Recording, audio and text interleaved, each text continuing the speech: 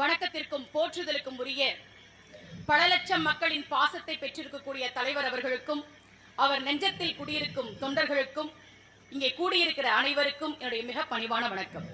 பெரியோர்களே, எனக்கு தெரியும், நான் எதுவுமே பேசாம தலைவர் அவர்களின் பெயரை சொன்னாலே எனக்கு கைத்தட்டல் கிடைக்கும்.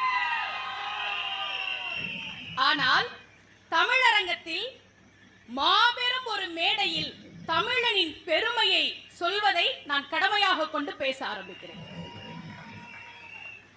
தமிழ் திருக்குறள் இருக்குல்ல, முதல் குறள் கவிஞர் அறிவுமதி சொன்னார், நாமெல்லாம் தப்பு பண்ணா வீட்டுல இருக்கிற பெரியவங்க சொல்லுவாங்க, 2 அடி கொடுத்தாதான் திருந்துவேன். நாம் எல்லோரும் தவறு செய்தோம், நம்மை திருத்துவதற்காக நம் பாட்டன் வள்ளுவன் 2 அடி கொடுத்தான். அதுதான் திருக்குறள். அதிலே முதல் குறள், அகர முதல எழுத்தெல்லாம் ஆதி பகவன் முதற்றே உலகு. இதுல ஒரு தப்பு இருக்கிற